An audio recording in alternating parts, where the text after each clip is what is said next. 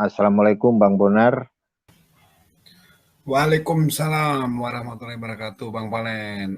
Bang Umar Alfa Rizky, namanya baru keren ya. Hmm. Kasih pendapat ya Bang Palen ya. Iya ya, boleh. Iya, jadi memang kalau penghujat itu dilaporkan aja gitu ya, Mm-mm. supaya dia diadili gitu, maksudnya diberi keadilan menurut hukum yang berlaku di negara ini atas fasilitasi negara gitu. Mm-mm. Apalagi kalau misalnya ada Islam yang menghujat gitu ya, misalnya ya mereka bilang Islam itu menghujat. Kalau saya sih setuju, kalau si penghujat itu dibawa ke pengadilan, terus kemudian biarkan pengadilan yang menyelesaikannya gitu. Karena kalau di Islam itu kan tidak ada penebusan dosa, Bang. Jadi dia harus dihukum dunia dan akhirat gitu loh. Jadi kita nggak bisa lepas dari apa yang telah kita lakukan. Kita harus bertanggung jawab Mm-mm. atas apa yang kita lakukan gitu. Bahwa kita yang berbicara maka kitalah yang harus bertanggung jawab. Sehingga kalau ada Islam yang memang menurut mereka itu dituduh sebagai penghujat, ya silahkan aja bawa ke pengadilan gitu. Dan kalau pengadilan itu mengatakan si penghujat tadi salah, ya kita ikut aja kan gitu bahwa kalau sistem hukum itu memang mampu membuktikan bahwa dia menghujat, ya udah kita terima gitu. Itu satu ya Bang ya. Lalu kemudian yang kedua gini ya. Jadi istilah penghujat tuh kadang-kadang relatif ya. Maksudnya ketika kita mengatakan bahwa Tuhan itu lahir gitu. Kamu mengimani Tuhan yang lahir gitu misalnya ya. Itu kadang-kadang bisa dianggap sebagai penghujatan ya. Padahal sebenarnya itu kan diimani oleh teman-teman Kristen gitu. Tapi kalau misalnya mereka bilang bahwa Muslim itu menuhankan batu gitu, itu kan di dalam Quran nggak ada gitu loh. Di dalam keimanan Islam tuh nggak ada bahwa kalaupun kita mencium batu lalu diberi pahala karena mengikuti aturan, bukan batu itu yang menjadi Tuhan. Kalau misalnya Bang Palen itu misalnya berbuat baik gitu, lalu kemudian dari perbuatan baik itu Bang Palen mendapat rahmat pengampunan dari Allah, maka berbuat baik itu bukan Tuhan gitu loh. Berbuat baik itu ya bukan Tuhan gitu. Berbuat baik itu adalah sesuatu yang harus kita kerjakan. Lalu kemudian nanti ya Allah itu memberi istilahnya kasih karunia berupa pengampunan dosa menurut ketentuan dari Allah gitu.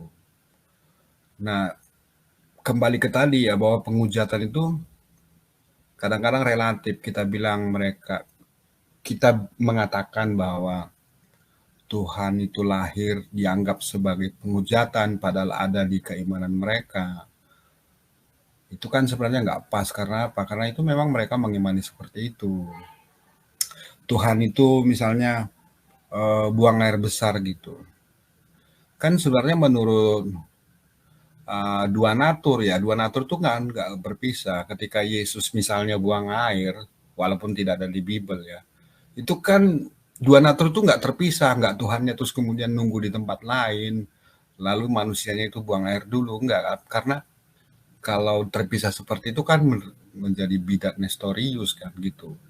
Jadi karena dua natur ini tidak terpisah, maka ya kemana-mana itu tidak terpisah, ikut gitu. Dan kemudian kalau kita katakan seperti itu lalu dianggap menghujat itu kan berarti berarti apa? Dia pertama nggak memahami apa yang dia imani gitu ya. Yang kedua dia dikatain sesuai dengan apa yang diimaninya malah nggak mau gitu.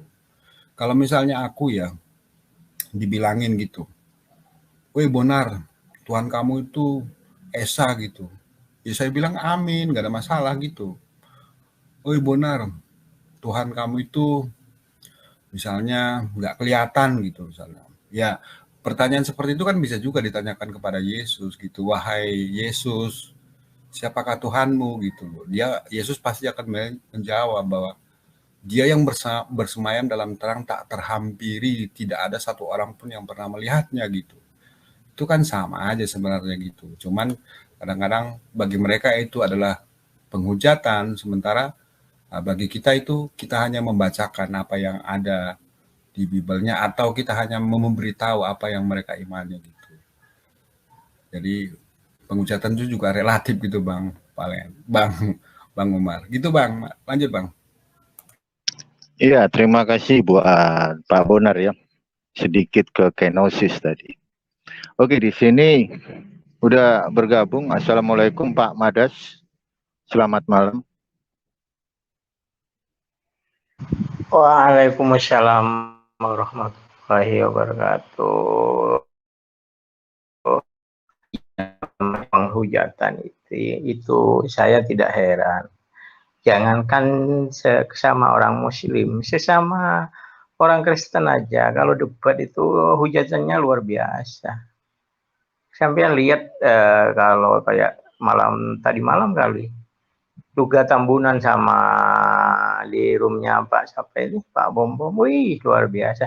Ini sesama loh, apalagi terhadap orang Islam, ya tambah kejam. Kalau masalah penghujatan, saya kira ya saya setuju, cuman kriterianya seperti apa?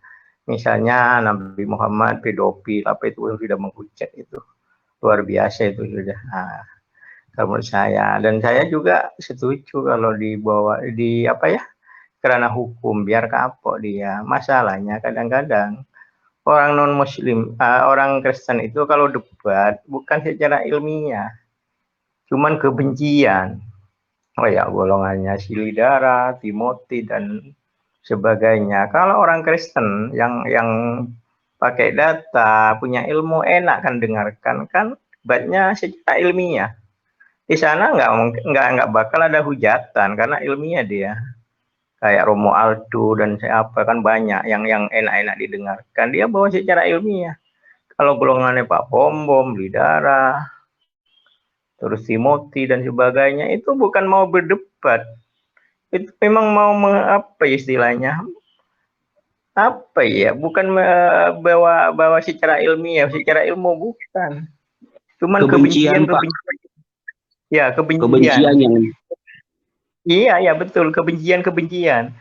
Kalau saya lihat orang Kristen itu yang bawa ilmu, saya senangnya apa, saya dapat ilmu, saya sebagai seorang Islam, seorang Muslim, keyakinan saya tambah gitu loh. Saya senang kalau kayak pendeta atau orang-orang Kristen yang punya ilmu, yang tidak semata-mata karena kebencian. Kalau kayak golongan yang saya sebut itu memang sudah kebencian, itu bukan mau adu apa ya, argumen ilmu data, bukan, memang kebencian.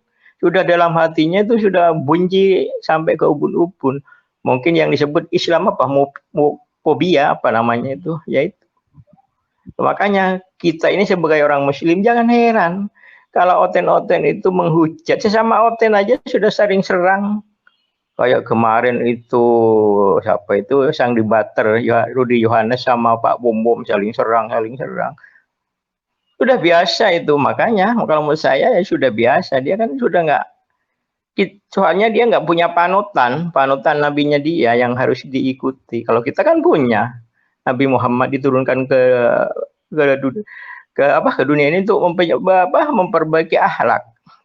Nah, kita bisa nonton Nabi Muhammad. Kalau oten mana? Nggak ada yang mau dicontoh apa. Ajarnya cuma kasih aja itu aja. Nggak ada apa ya, hidupan apa istilahnya, agamanya dia nggak ada yang ngatur dari mau tidur sampai bangun, nggak ada, cuman ya kasih itu aja. Makanya dia nggak punya panutan ya, masalah akhlak apa nggak punya. Makanya dia ngawur kalau ada berdebat itu saja. Kita yang apa istilahnya, kalau saya senang semakin dia ngawur, saya semakin senang karena orang yang Muslim yang punya pikiran cerdas pasti berpikir, kenapa ya orang umat Islam kalau berdebat kok sopan santun gini-gini. Insya Allah nanti untuk dapat hidayah lebih lebih mendekati ke kita. Kalau kayak gitu kan udah nggak apa respect kita. Kalau misalnya saya orang ateis, orang tanpa agama misalnya, mendengarkan apa ya debat yang oten kayak gitu, yang non muslim punya akhlak, pasti dia tertarik ke yang punya akhlak, misalnya orang tanpa agama. Itulah makanya kita sudah kalau saya bersyukur, biarin aja dia tambah hancur agamanya dia, tambah orang tak simpati gitu. Terima kasih Bang Balen. Iya, benar juga ya.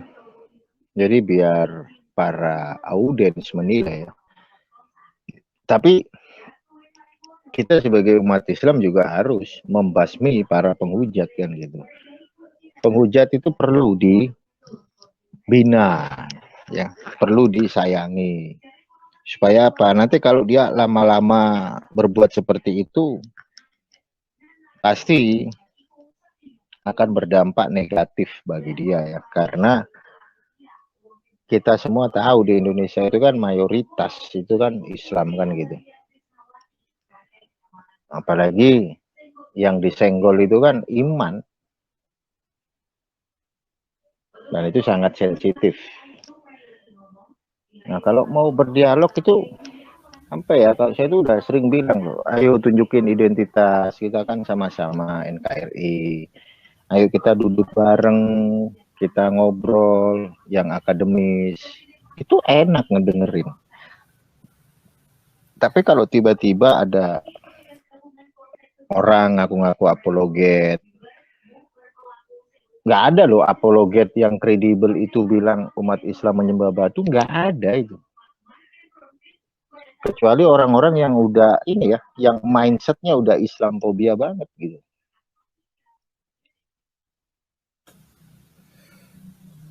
Makanya saya itu, ya gimana Bang Bonar? Bang Palen kasih contoh boleh Bang Palen ya, yang mengenai penghujatan. Boleh. Gini Bang, baru-baru kan kemarin saya juga ikut berdebat dengan teman-teman di Kristen. Teman-teman Kristen sendiri mengatakan bahwa Nabi kita, Nabi Muhammad SAW itu seorang pedofilia yang menyukai anak kecil, yang menyukai selangkangan anak kecil. Tapi sebelum dibahas itu, kita kan membahas mengenai Tuhan mereka yang menjelma menjadi manusia. Saya katakan, setuju nggak kalau Tuhan Anda itu lahir dari, mohon maaf sekali, saya bilang begitu, mohon maaf sekali kalau Tuhan Anda itu lahir dari rahim seorang wanita yang bernama Bunda Maria. Itu lahir loh. Nah, di saat masih kecil dia ditetein, artinya disusuin sama ibunya. Kemudian besar disusuin sama ibunya, dikasih makanan, dikasih nutrisi. Nah, terus tiba-tiba di saat umur 30 tahun beliau mengajarkan tentang firman yang dari Tuhan. Terus tiba-tiba ditangkap sama orang Romawi, dipukulin, ditelanjangin lagi, baru disalib. Mereka bilang, wah, kalaulah nggak boleh seperti itu, karena Tuhan Yesus itu, Anda tidak bisa mengatakan bahwa Tuhan Yesus itu disusui, memang disusui, itu kan kodrat manusianya. Nah, saya bilang begini, nah, tadi kan Anda mengatakan penghujatan mengenai Nabi saya yang dikatakan suka anak kecil, pedofilia. Nah, mereka tadinya apabila mau dilaporkan silakan, saya punya nama di sini, nama saya jelas, saya buka kamera saya. Silakan kalau Anda mau melaporkan kalau saya melakukan penghujatan. Tapi kalau saya laporkan Anda mengatakan Nabi Muhammad itu seorang pedofilia, Anda bisa ditangkap loh. Saya bilang begitu, Anda bisa ditangkap loh. Itu adalah penghujatan kebencian namanya, yang mengatakan Nabi Muhammad menyukai selangkangan, kemudian menyukai anak kecil. Nah, itu bisa dalam penghujatan. Makanya saya bilang, silakan kalau Anda mau melapor, saya juga melapor. Tapi kita lihat di pengadilan siapa yang menang. Akhirnya setelah berdebat begitu, akhirnya mereka diam sendiri, tapi tetap pada kebenciannya itu. Makanya setelah itu saya langsung keluar, ya sudahlah. Begitu Bang Palen. Bang Palen. Bang Palen. Karena iya Bang Bonar. Ya, mohon maaf Bang Palen. Jadi saya pernah berpikir gini ya. Jadi apa sih dibalik penghujatan itu? Maksudnya latar belakang apa yang membuat mereka itu menghujat gitu ya? Aku punya kesimpulan bahwa itu karena penyalipan gitu loh Bang.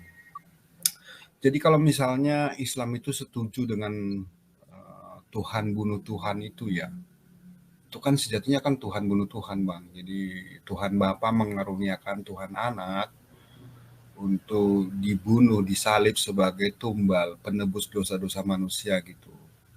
Ini kan inti kekristenan gitu ya. Kalau misalnya Islam itu setuju dengan ajaran itu, maka mereka nggak peduli dengan Islam gitu ya.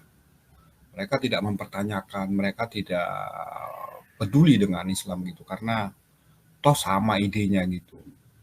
Nah, lalu kemudian Islam itu datang dengan memberitahu bahwa Nabi Isa itu tidak disalibkan. Artinya kan penebusan dosa dengan doktrin Tuhan bunuh Tuhan itu menjadi tidak benar gitu bagi Islam gitu.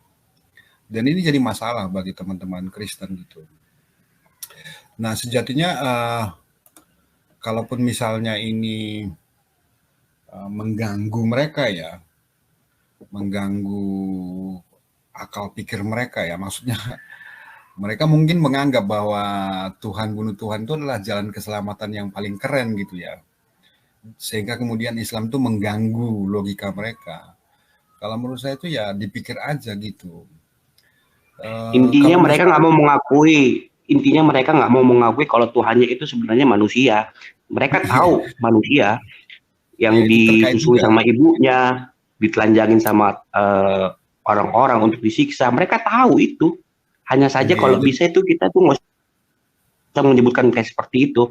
Saya bilang ya susah juga sih. Ya itu ya disitulah mulai kebencian-kebencian yang ingin dicari teman Kristen itu untuk mencari celah. Iya, jadi penyalipan itu juga terkait dengan pentuhanan Yesus ya, karena menurut Athanasius tuh kalau Yesus itu hanya manusia maka penebusan itu jadi batal, sehingga status Yesus itu diangkat setinggi-tingginya menjadi selevel dengan Yahweh gitu. Itu kan alasannya, sehingga teman-teman Kristen Trinitarian tuh nggak cocok dengan teman-teman Unitarian yang menganggap bahwa Yesus itu hanya makhluk ciptaan yang diberi karunia untuk mencipta gitu. Jadi sejatinya kan teman-teman Unitarian kan tidak terlalu menjatuhkan Yesus ya, dia ciptaan tetapi mencipta gitu.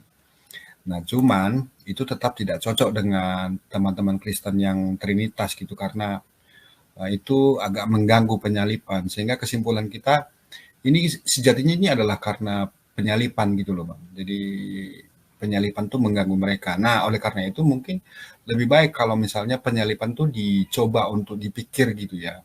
Saya juga dulu kan gitu ya. Jadi waktu saya masih di Katolik dulu ya Bang ya. Jadi saya itu bertuhankan 3 oknum tapi selamat, lalu urusanmu apa gitu. Saya berpikir gitu kan. Lalu kemudian lama-lama saya sadar gitu, kalau misalnya saya memperkosa orang, mestinya saya yang dihukum gitu, bukan Tuhan yang harus turun ke bumi lalu disalibkan. Dan kemudian aku mengimani Yesus itu orang terkutuk di Galatia 3:13 gitu. Lalu kemudian mengimani Tuhannya Yesus itu bodoh di 1 Korintus 1:25 gitu. Aku kan jadi jelek banget gitu ya. Jadi aku memperkosa orang gitu ya. Lalu kemudian Tuhan yang kemudian dihujat gitu. Yesus tuh menjadi Tuhan kedua yang menjadi orang terkutuk gitu. Lalu Tuhan yang pertama itu menjadi bodoh di 1 Korintus 1:25. Lalu hukum Taurat itu menjadi batal gitu. Itu kan sejatinya penyalipan itu adalah mengimani penistaan gitu. Sehingga justru benar Islam itu gitu, yang mengatakan bahwa penyalipan itu nggak ada gitu. Karena apa? Karena dulu di PL tuh kan udah bener, dia yang berdosa maka dialah yang harus dihukum gitu. Dia yang berdosa maka dialah yang harus dihukum. Penyalipan tuh kan itu ajaran baru gitu. Artinya Tuhan tuh berubah pikiran gitu. Kalau dulu dia yang berdosa maka dialah yang harus dihukum, lalu di perjanjian baru dirubah. Saya yang berdosa maka Tuhan yang harus dibunuh gitu kan, aneh gitu. Nah, lalu kemudian implikasinya kan luar biasa, karena Islam menolak ajaran itu. Islam mengembalikan ke prinsip yang pertama yaitu dia berdosa maka dia harus dihukum, lalu mereka benci kepada Islam, mulai ngutak-atik gitu loh, mulai tentang Allah kalian nggak kelihatan lah, lalu kemudian Nabi Muhammad tuh bagaimana lah gitu. Padahal prinsipnya Nabi Muhammad tuh membawa apa sih gitu loh. Nabi itu kan hanya membawa bahwa Allah itu esa, satu, lalu kemudian ikuti aturan dari Allah, dua, lalu kemudian kasih sesama ya sebagai syarat, sebagai kewajiban untuk mendapatkan kasih karunia gitu, untuk mendapatkan ridho dari Allah gitu. Kan hanya itu aja yang diajari oleh beliau, nggak ngajari macam-macam kan. Artinya Nabi Muhammad tuh justru mengembalikan gitu, mengembalikan ke hukum terutama yang dulu diajari oleh Yesus. Tetapi mereka justru membenci kita. Karena apa? Karena di Kristen pun mereka mengimani bahwa Yesus itu orang terkutuk gitu. Nah, ini sejatinya yang harus dipahami oleh teman-teman Kristen supaya pada saat mereka mau menghujat perlu berpikir 2-3 kali gitu loh Bang Palen. Lanjut Bang Palen. Ya, terima kasih Bang Bonar. Di sini juga sudah bergabung. Assalamualaikum buat Kodek siapa nih? Ini Pak RT yang biasanya nih. Siap Bang, Waalaikumsalam. Iya. Silakan Pak Kodek. Ya, saya sangat sependapat dengan Pak Bonar Marasi ya. RT 16 ini memang saya masih pernah dengar kalimat DKC ya, Damai Kasih Channel. Yang sering kali bentrok itu Islam versus RT 16. Sehingga muncul namanya perdebatan yang dari pihak RT 16 itu muncul namanya asumsi liar, exegesis liar, kemudian yang terjadi kalau sudah kalah debat mereka akan lalu muncul namanya penghujatan. Saya sependapat tadi. Ya, karena memang ada semacam kontradiksi ya, seperti contoh anak kodok ya, saya nggak mau nyebut anak Batak karena kalau bicara Batak itu bicara kesukuan, karena Batak itu tidak hanya Oten saja, mohon maaf, tetapi Muslim juga ada di sana. Jadi banyak netizen di LC juga mengatakan saya orang Batak, saya tidak seperti anak Batak, saya juga Muslim. Nah jadi itu salah satu hal karena dia mencoba ingin membangun sentimen rasis ya anak kodok ini untuk menggunakan kalimat tersebut. Jadi itu poin pertama Bang Umar. Kemudian munculnya penghujatan itu juga sebagai salah satu Islamfobia karena ada semacam kekhawatiran. Karena memang kita bicara politik global.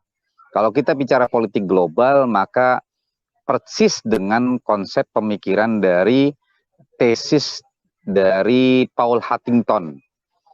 Paul Huntington dalam tesisnya yang berjudul The Clash of Civilization atau Perang Peradaban, di mana komunisme runtuh, maka musuh kita bersama, musuh ideologi barat, kapitalisme, sekularisme, dan liberalisme, atau dibilang sipilis ya, itu adalah Islam. Nah jadi di mana inilah menjadi semacam proses pertempuran ya, pertempuran pemikiran, pertempuran paradigma berpikir antara orientalisme dan RT 16 yang mengakibatkan munculnya Islamfobia di kalangan mereka.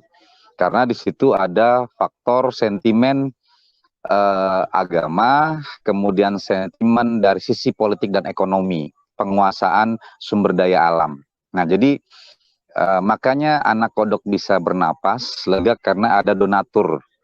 Padahal awalnya anak kodok itu tidak pernah melakukan penghujatan, dia normal-normal saja.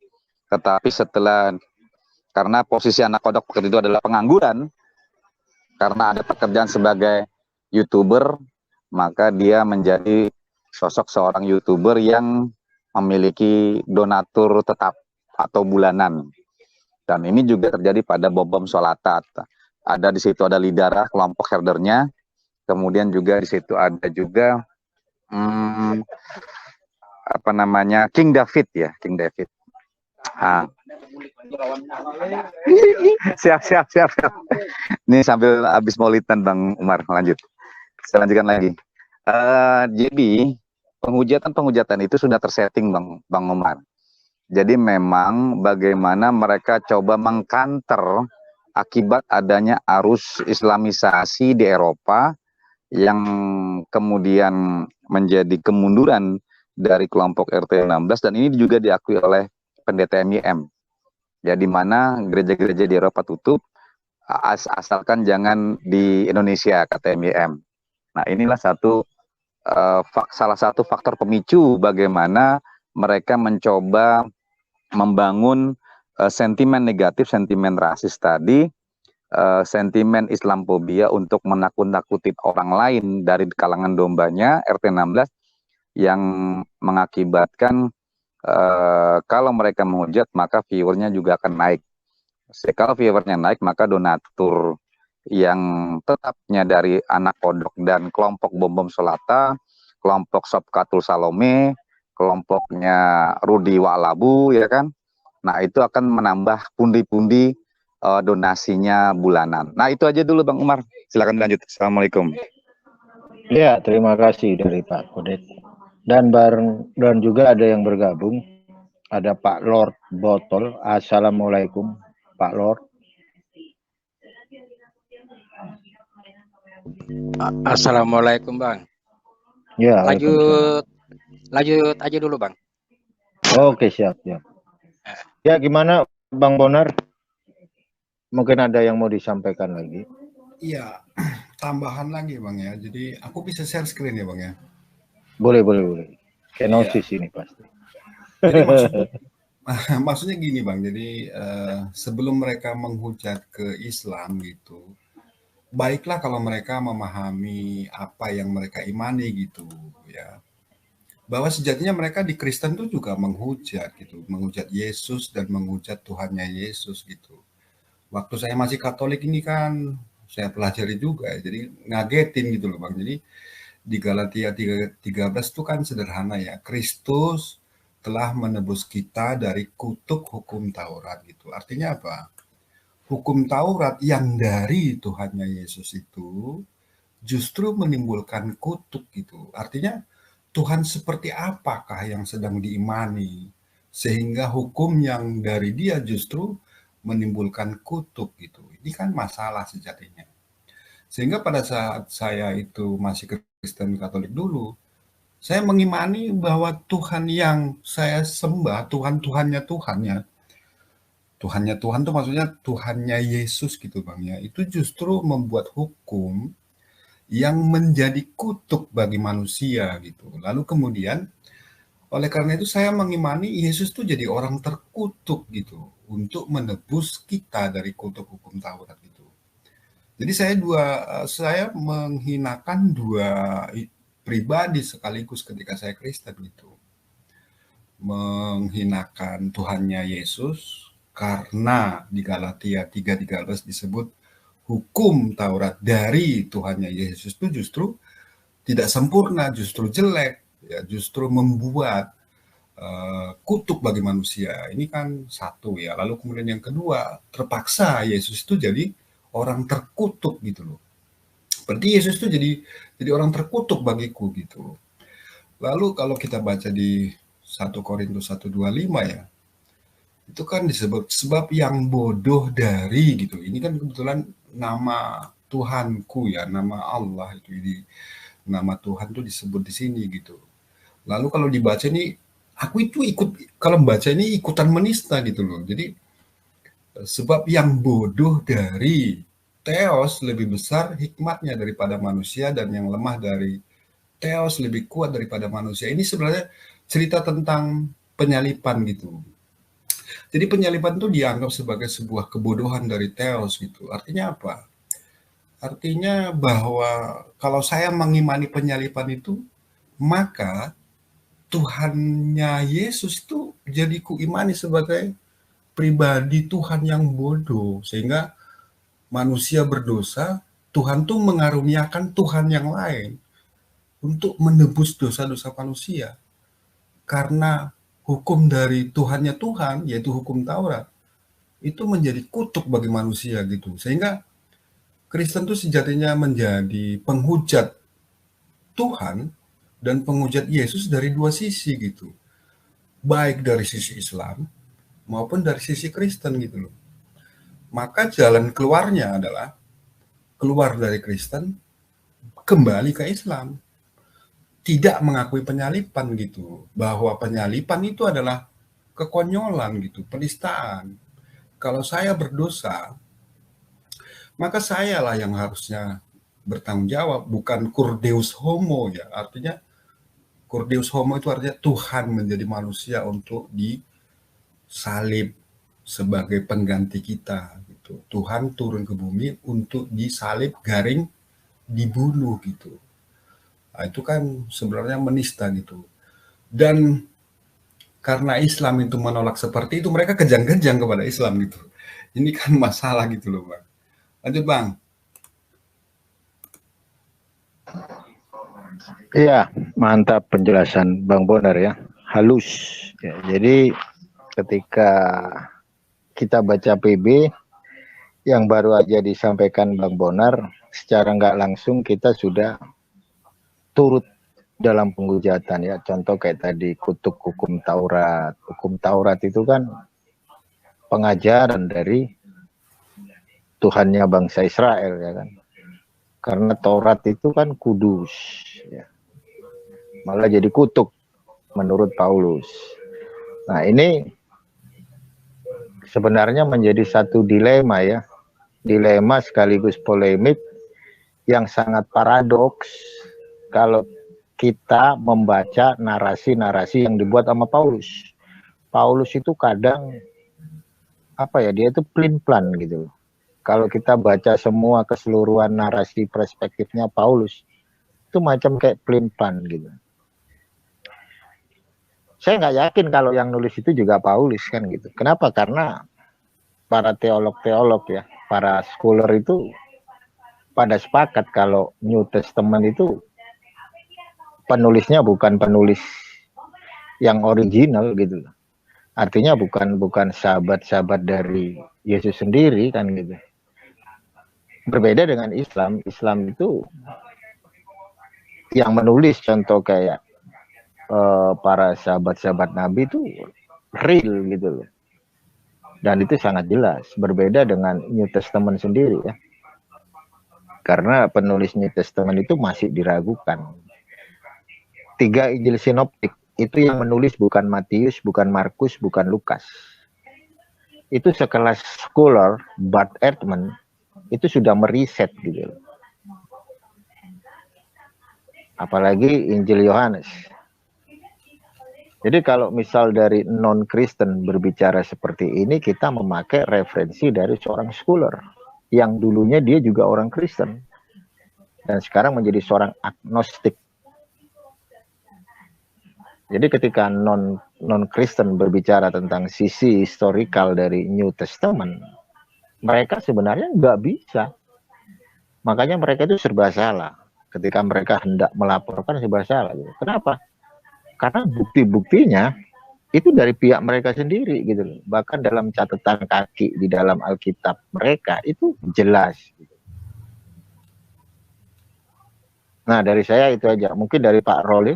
Ada yang mau ditambahkan Pak Ron? Bang Falin, saya mau tanya, seperti tadi yang Bang Falin katakan, apakah Bang, ya saya kan juga tahu tuh sebelum-sebelumnya, saya juga pernah nonton di YouTube tentang Bart Ehrman ini yang seorang pakar Bible yang sangat mumpuni.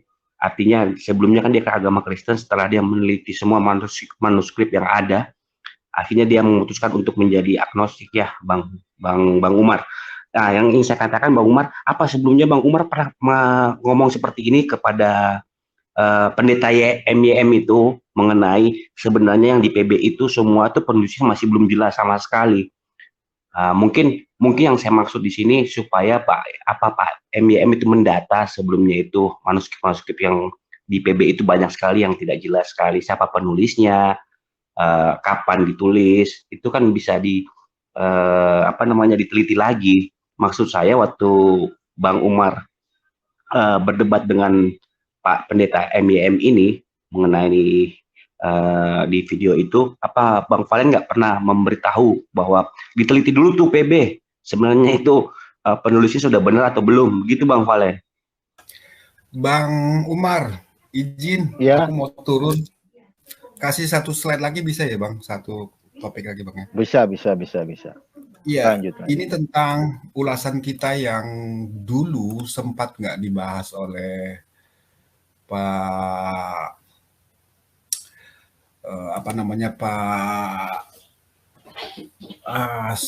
Pak Pendeta. Daging Ngadas.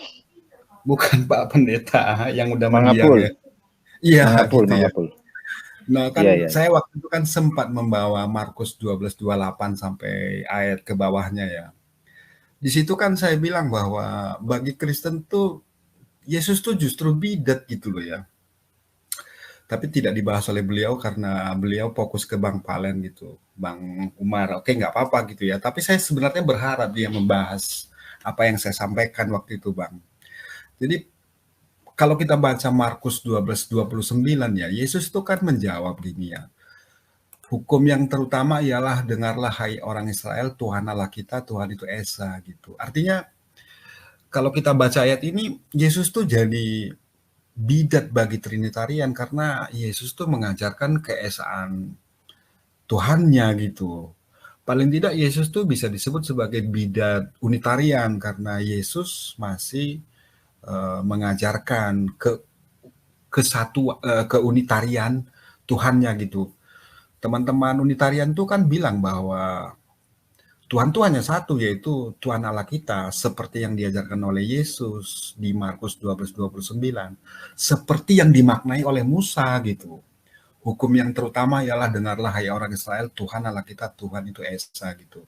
Artinya apa? Ini kan menjadi Yesus menjadi bidat bagi Trinitarian gitu. Yang kedua Bang, Yesus kan bilang begini, kasihilah Tuhan Allahmu dengan segenap hatimu, dan dengan segenap jiwamu, dan dengan segenap akal budimu, dan dengan segenap kekuatanmu gitu ya. Kita disuruh oleh Yesus untuk mengasihi Tuhan Allah gitu. Padahal Tuhan Allah itu kan, ya Tuhan Allah, nggak mungkin kita yang ciptaan itu memberi belas kasih, memberi iba kepada Allah, kan enggak. Tetapi ayat ini harus dimaknai bahwa kita itu harus mengikuti aturan yang dibuat, yang ditentukan oleh Allah gitu. Artinya kita tidak membatalkan gitu, tidak membatalkan hukum dari Tuhan, tetapi justru mengikuti, dan itu adalah bukti bahwa kita kasih kepada Tuhan Allah gitu. Nah, kalau saya mengikuti seperti ini berarti apa? Berarti Yesus tuh mengajarkan Yudaiser gitu loh Bang. Yesus tuh masih mengajarkan hal-hal yang berbau Yudaisme gitu. Padahal teman-teman Kristen tuh kan mengatakan bahwa hukum Taurat tuh kan udah dibatalkan dengan segala aturan dan ketentuannya di Efesus 2:15 itu. Itulah sebabnya mengapa Adventisme yang masih berusaha untuk berhari Sabat, ngikut-ngikut ke Yudaisme, itu kan dianggap bidat juga gitu. Artinya Yesus di sini mengajak bagi Trinitarian, Yesus tuh justru mengajarkan Yudaiser gitu, mengajarkan bidat Yudaiser gitu. Lalu kemudian di ayat 31, dan hukum yang kedua ialah kasihilah sesamamu manusia seperti dirimu sendiri. Artinya kita disuruh untuk mengasihi sesama gitu. Nah, kalau misalnya Yesus menyuruh saya mengasihi sesama supaya dapat sorga, maka sejatinya Yesus itu sedang menjadi bidat Pelagius gitu loh Bang. Jadi Pelagius itu adalah orang Inggris ya, orang Inggris yang kemudian itu mengatakan, orang Inggris yang ke Roma yang mengatakan bahwa tiap orang itu harus bertanggung jawab kepada kelakuannya gitu. Pelagius ini kan kemudian menjadi bidat gitu. Pelagius ini kan meminta supaya orang itu berbuat baik gitu loh. Padahal sebenarnya menurut Kristen yang mayoritas, terutama yang reform, keselamatan itu bukan karena perbuatan baik kita. Jadi kasih sesama itu nggak ada gunanya gitu loh. Karena apa? Karena menurut reform itu, keselamatan itu cukup percaya saja bahwa Yesus itu Tuhan, dan dia disalibkan gitu. Jadi jika kamu mengaku dengan mulutmu bahwa Yesus adalah Tuhan dan dia dibangkitkan oleh Tuhan Allah, maka kamu selamat.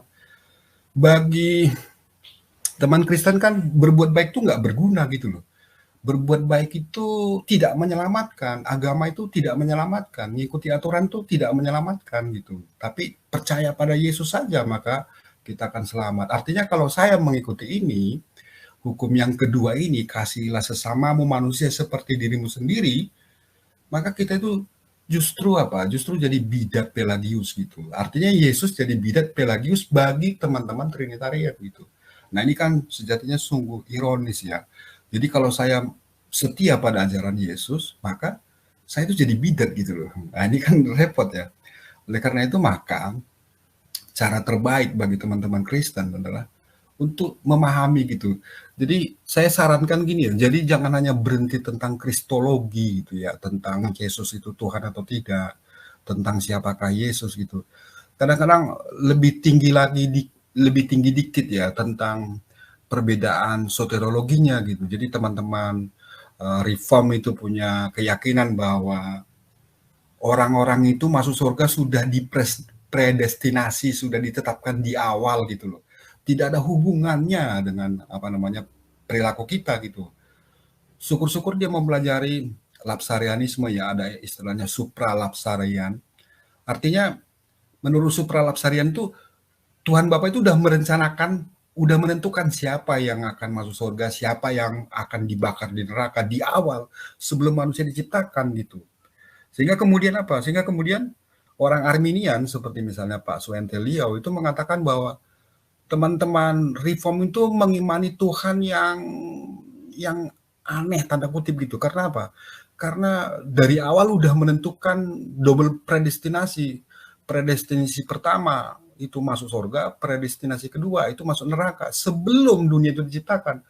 Kalau sebelum dunia diciptakan artinya perbuatan baik itu nggak ada pengaruhnya karena sudah ditentukan masuk surga gitu, takdir gitu loh.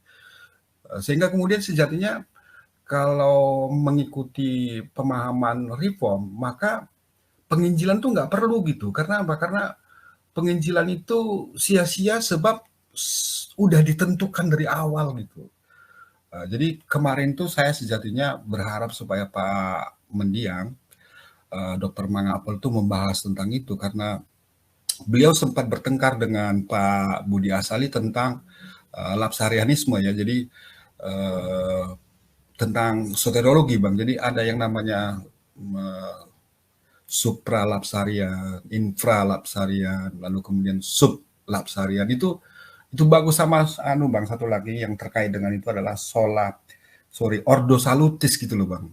Jadi bagaimana manusia ini diselamatkan gitu? Apakah orang itu iman dulu pada Yesus baru kemudian makin berbuat baik, makin diselamatkan, makin bagaimana gitu. Itu kan sejatinya teman-teman Kristen itu jangan hanya berhenti pada kristologi tapi meningkatkan lebih jauh supaya kemudian pemahamannya tentang keselamatan itu menjadi lebih keren. Sehingga kalau dia misalnya sudah tahu bahwa orang-orang Reform mengimani double predestinasi, maka saya yakin ada banyak orang yang nggak mau mengikuti dalam Reform karena menurut Pak Suwentelio tuh itu jenis Tuhan yang aneh gitu loh. Karena kebetulan kan setahu saya Pak Suwentelio itu adalah Arminianisme Bang gitu. Gitu Bang lanjutannya Bang. Makasih Bang. Iya, oke, thank you. Dari Bang Bonar yang masuk ke dalam narasi soteriologi. Ya, saya jawab tadi pertanyaan dari Pak Rol terkait saya dengan Pak MBM itu udah pernah saya sampaikan bahwa Alkitab yang dipegang sama Pak Muriwali itu berbeda dengan Alkitab ya. Sebenarnya bukan Alkitab sih ya. Kitab sucinya orang Kristen itu kan LXX untuk Old Testament-nya. Evangelion untuk New Testament-nya.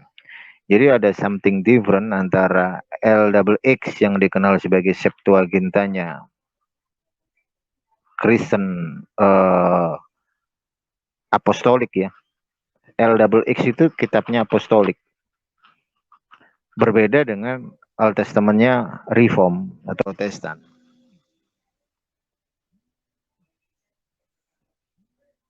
Bentar, saya ada telepon, bentar.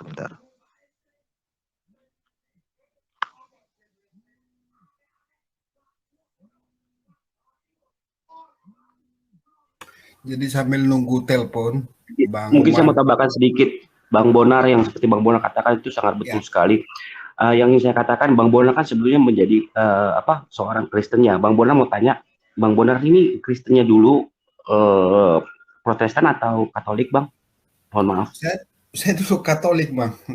Oh ya, Saya, ya gini ya, Bang, maksud saya begini, apa para apologet Kristen ataupun juga bapak-bapak gereja dulu itu, apalagi Katolik, apa memang ada betul itu yang dikatakan Trinitas, artinya menyembah satu Tuhan tapi tiga pribadi yang berbeda. Nah, maksud saya kan di Alkitab sendiri kan, di kitab Kristen sendiri kan tidak ada yang mengatakan bahwa Tuhan itu menjelma menjadi pribadi yang tiga. Nah, ini yang merumuskan untuk menjadi Trinitarian itu bapak-bapak gereja kah, atau murid-murid Yesus sendiri kah, atau seperti apa? Itu yang saya ingin tanyakan. Dan kedua juga, Bang, apakah umat-umat Kristen sejatinya ini harus meneliti kembali kitab-kitab Perjanjian Baru? Apa udah cocok nih, sudah benar belum? Karena kan sebuah kitab itu kan diturunkan harus ditelusuri dulu bagaimana sejarahnya kitab itu bisa ada, bagaimana ayat itu ditulis, begitu Bang Bonar. iya.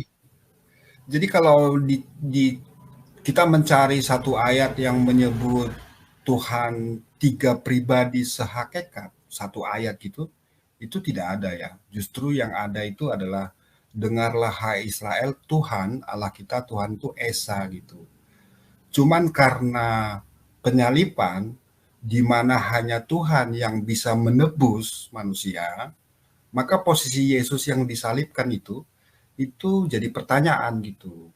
Karena kalau Yesus itu hanya manusia, maka apakah darah manusia bisa jadi tebusan gitu. Itu satu ya. Lalu kemudian yang kedua, oleh karena itu maka orang mulai berpikir bahwa ini adalah Tuhan yang jadi manusia gitu. Tuhan yang menjadi manusia dengan dalil pada mulanya adalah firman, yaitu pada mulanya adalah Yesus ya. Yesus itu bersama-sama dengan Bapa ya. Dan Yesus itu adalah ilahi gitu.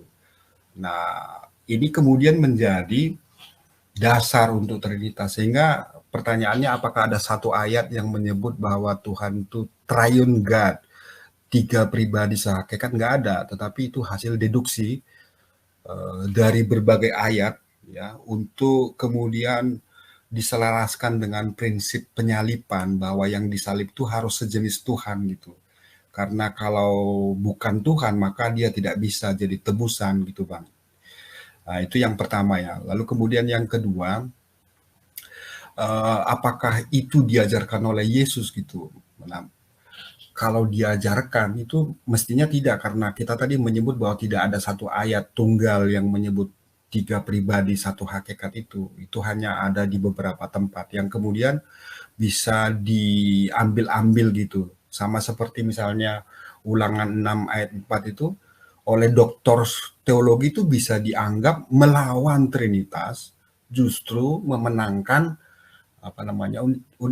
Trinitas gitu. Jadi kalau Bang Rola mengikuti debat antara Unitarian dengan Trinitas ya, bagi Unitarian tuh Ulangan 64 tuh kan, Ulangan 64 itu adalah dalil keren untuk mengatakan bahwa hanya Yahweh sajalah Tuhan gitu. Tetapi bagi para pakar teolog itu bisa diartikan, diganti menjadi itu bukan ayat tentang Unitarian, tapi justru ayat tentang Trinitarian gitu. Sehingga dalam hal ini Musa pun bahkan bisa disalahkan gitu. Artinya apa? Musa itu belum mengerti tentang ketiga Tuhanan itu, sehingga kemudian kalimatnya nggak spesifik tentang Triune God gitu. Itu satu. Yang kedua, mereka kemudian menciptakan dikotomi antara pribadi dan hakikat Bang, supaya tiga Tuhan ini bisa masuk kan gitu. Jadi bagi Trinitas kan Tuhan itu adalah tres personae, tiga pribadi, satu hakikat. Tapi kemudian karena yang disebut di sana adalah hanya Yahweh, itu cenderung mengarah kepada Unitarian, maka terpaksa dikotomi gitu. Tuhan itu dibelah, ada aspek pribadinya, ada aspek hakikatnya gitu. Sehingga kemudian ayat itu bisa masuk menjadi pendukung Trinitas. Lalu kemudian kata Esa itu kan kemudian menjadi salah satu salah satu kata yang dimanfaatkan dengan habis ya. Jadi mereka bilang satu apa? Satu Indonesia itu kan juga satu, tapi banyak komponennya. Dua manusia menjadi satu daging. Satu daging itu mereka lupa itu bahwa itu satu daging, tapi mereka fokus kepada unsurnya gitu.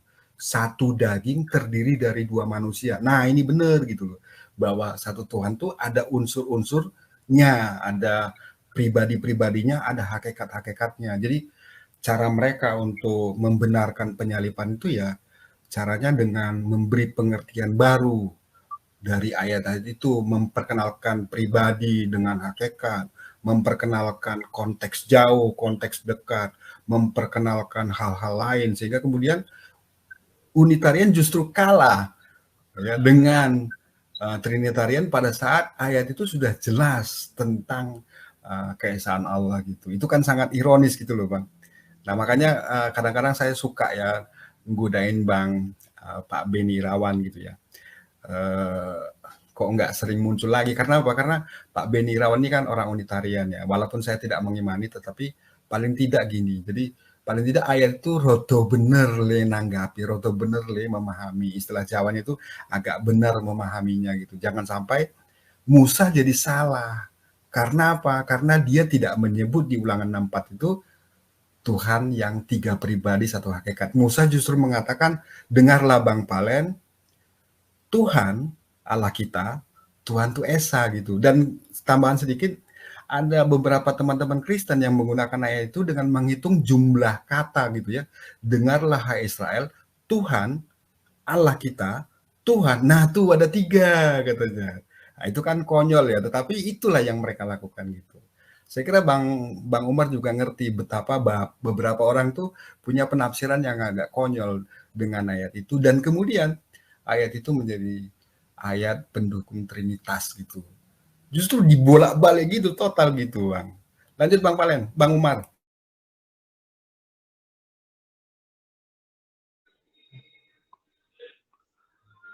Jadi, oke, silakan Bang.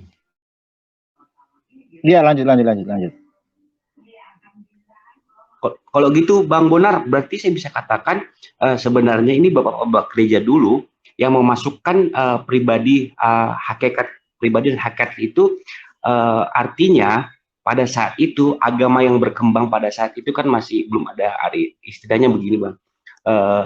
Mereka sengaja memasukkan doktrin-doktrin tersebut untuk mengembangkan agama mereka sendiri. Maksudnya yang saya maksudnya Kristennya itu dengan salah mengartikan ayat-ayat yang ada di Perjanjian Lama dan memasukkan ide-ide mengenai Trinitas itu di dalam ajaran mereka yang baru ini, yang saya maksud dalam artian Kristen ini. Begitu Bang ya, Bang Bonar? Iya, jadi penyalipan itu harus benar gitu loh. Penyalipan itu kuncinya gitu. Makanya saya selalu bilang sebenarnya soteriologi salib itu menentukan status Yesus. Soteriologi salib itu menentukan kristologi gitu. Ketika soteriologinya saya pindah dari salib ke hukum terutama yang saya baca tadi, maka Yesus tuh nggak perlu disalib, sehingga Yesus tuh tetap jadi nabi mulia bagi saya gitu. Yesus bukan orang terkutuk, dan hukum Taurat dari Tuhannya Yesus itu sesuatu yang luar biasa bagus ya, untuk mengatur hidup kita supaya kita selamat dunia dan akhirat gitu. Sehingga pada saat soteriologi saya, prinsip keselamatan saya ganti dari penyalipan pindah ke hukum terutama, maka saya tidak perlu bingung lagi tentang status Yesus. Yesus tuh nabi mulia, Yesus tuh bukan orang terkutuk gitu.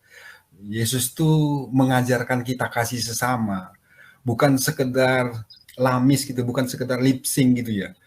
Bukan sekedar lip sync, memang menjadikan kasih sesama sebagai syarat dan kewajiban untuk mendapatkan apa? Mendapatkan kasih karunia gitu. Makanya di dalam diskusi dengan Bang Umar nih, kadang-kadang saya dulu waktu beliau masih terus terang aja, waktu beliau masih belum Islam ya, saya agak-agak takut ngomong agak-agak keras gitu karena saya takut beliau tuh tersinggung Bang Umar ya. Tapi pada saat dia bilang bahwa Tuhan bunuh Tuhan itu adalah pembunuhan berencana gitu. Nah, gini loh. Jadi bahwa otak dari pembunuhan itu adalah Bapa gitu. Lalu kemudian mengorbankan siapa? Anak gitu.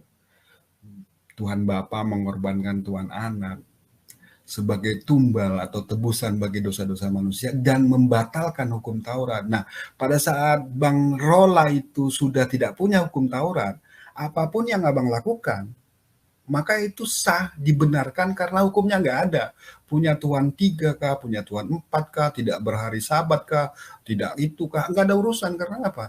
Karena hukumnya itu udah nggak ada gitu. Jadi kalau misalnya di Indonesia ya Bang ya, di Indonesia itu memperkosa orang itu tidak ada hukumnya, maka seseorang yang memperkosa orang itu tidak bisa dihukum karena nggak ada hukumnya gitu loh. Hukumnya nggak ada gitu loh. Itu Bang anunya. Itu makanya kemarin Bang di sini ya, di tempatnya Bang Palen ini saya agak-agak jaga-jaga kalimat juga supaya Bang Palen tuh jangan nge-kick saya, jangan jadi musuh saya gitu, karena terus terang aja saya orang yang sedikit suka ya, sedikit ya Bang Umar ya, sedikit suka dengan Bang Palen karena sama seperti Bang Jody ya. Bang Jody itu gimana ya, teman yang indah untuk teman yang baik untuk berdiskusi, bukan untuk bukan untuk dimani, tapi pengetahuan demi pengetahuan gitu loh Bang. Itu Bang Rola, makasih. Oke, terima kasih atas penjelasannya Bang Bonar. Cuman ini aja sih, cuma lucu aja sih yang namanya konsep penebusan itu loh. Saya itu kadang-kadang suka lucu gitu loh dengan teman-teman Kristen, bahwa itu sudah diharuskan, bahwa nubuatan dari perjanjian lama yang mengharuskan adanya konsep penebusan. Saya kan pernah bertanya sama orang Kristen, kenapa sih harus ada penebusan?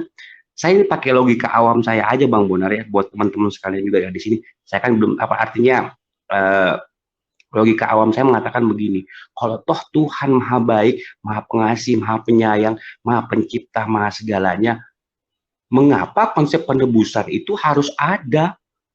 Kenapa tidak tinggal Tuhan itu memaafkan saja apabila umatnya itu melakukan dosa?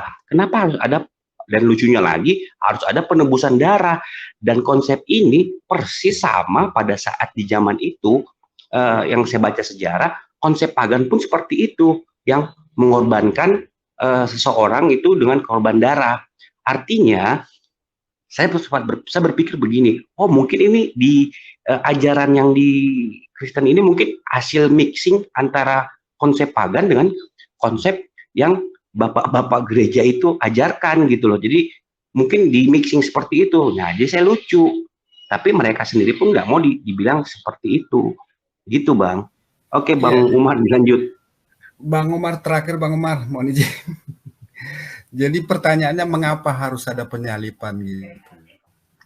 Itu betul ya. Jadi yang itu pertanyaan benar itu, mengapa harus ada penyalipan dan kemudian kenapa nggak dimaafkan, diampuni aja gitu kan. Yang pertama alasan mereka ya, ini bukan saya, kalau kita dengar penjelasan mereka ya, alasan pertama adalah karena manusia itu tidak mampu berbuat baik gitu loh.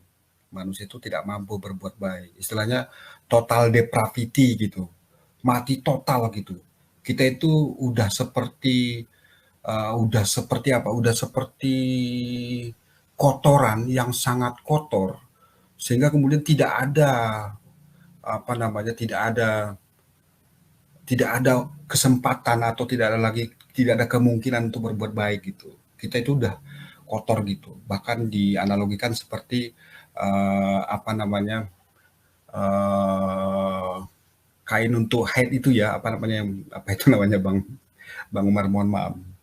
Jadi itu udah kotor banget itu yang pertama. Lalu kemudian yang kedua, menurut keterangan dari Pak Esra Soru ya, jadi Tuhan itu tidak boleh hanya mengampuni gitu. Karena apa? Karena Tuhan itu punya sifat kasih dan kemudian sifat adil gitu. Jadi pada saat Adam itu jatuh ke dalam dosa, dua sifat ini tabrakan gitu. Sifat kasih membuat Tuhan harus mengasihi, tidak menghukum, tetapi sifat adil membuat Tuhan tuh harus menghukum gitu. Nah, ini kan jadinya apa? Tuhan bingung kan gitu. Solusinya apa? Solusinya adalah beratus tahun kemudian Yesus tuh disalibkan gitu karena hanya Tuhan yang bisa mengampuni gitu. Manusia tidak bisa mengampuni. Itu pandangan mereka. Menurut saya tuh tidak ada masalah dengan.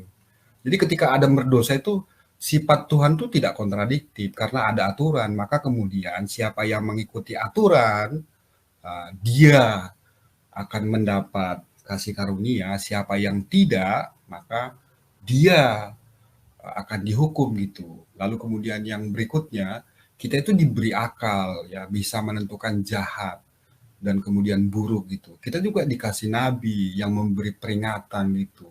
Jangan kamu ke sana gitu, tapi kesinilah gitu. Dan kemudian kita itu didorong untuk selalu istighfar kan gitu kan. Artinya apa? Kita harus selalu semakin lebih baik gitu. Memang tidak sempurna gitu. Selalu ada dosa, namanya juga manusia kan gitu ya. Tetapi kita sejatinya mampu, sehingga kemudian Tuhan itu di Islam tidak perlu turun untuk dibunuh, disalib gitu. Tapi kan mereka bilang itu total depravity namanya itu ya, ketidakmampuan total gitu, mati total gitu, sehingga kemudian kita nggak bisa berbuat apapun gitu. Dan anehnya contoh yang sering dibuat tuh begini ya, anehnya begini, contohnya yang sering dibuat gitu gini. Jadi kalau misalnya jidat saya itu kena bara api gitu ya, jidat saya kena bara api, lalu kemudian ada orang meminta-minta di depan rumah, lalu kemudian saya berbuat kasih kepada peminta-minta itu. Nah, pertanyaan, apakah kemudian ketika saya berbuat kasih kepada peminta-minta itu, berbuat baik kepada peminta-minta itu, beramal saleh pada peminta-minta itu, maka kemudian apakah luka di jidat saya itu hilang kan gitu? Ya jelas tidak, karena itu hal yang berbeda gitu loh. Hal yang berbeda gitu loh. Jadi jidat yang luka itu bukan karena kita tidak mengasihi. Betul. Itu kan kalau analoginya begitu. Kalau analoginya begitu lucu. Contohnya kopla gitu. Sehingga kemudian ini sejatinya bagi teman-teman yang seperti teman-teman yang anak Batak, anak kata yang punya katanya keren gitu. Coba deh dipikir gitu sebelum menghujat ke Islam tuh coba istilahnya kita berpikir apa yang kita imani gitu. Dan kemudian yang kedua setelah itu baru tahu gitu, apa sih yang dibawa oleh Nabi Muhammad gitu, apa sih yang dia bawa gitu. Lalu kemudian nanti dibandingkan dengan hukum terutama yang disampaikan oleh Yesus gitu. Nah kalau dia udah tahu gitu dengan penuh kerendahan hati, dia gampang menerima apa yang disampaikan oleh Nabi Muhammad gitu, gak perlu menista gitu. Terus kemudian yang berikutnya Bang ya, kenapa harus ada penyalipan gitu ya, jadi itu kalau di Galatia 3:13 tuh karena hukum Taurat itu udah terbit gitu loh Bang, udah dikeluarkan dan malah jadi kutuk gitu loh. Oleh karena itu apa? Oleh karena itu supaya Bible itu benar, maka Yesus harus disalibkan sebagai tebusan dari kutuk hukum Taurat gitu loh. Nah itu kan jadinya kan jadi berabe, ini maksudnya apaan kan gitu kan, gitu loh Bang. Lanjut Bang Umar. Bang Umar mohon izin aku turun dulu. Bang Umar. Ya, oke, thank you Bang Bonar. Thank you dulu ya, mohon izin ya. Ini udah malam. Ya, terima kasih Bang Bonar atas penjelasannya. Ya. Bagus saya punya pemikiran kalau begitu Bang. Waalaikumsalam Bang Bonar. Oke.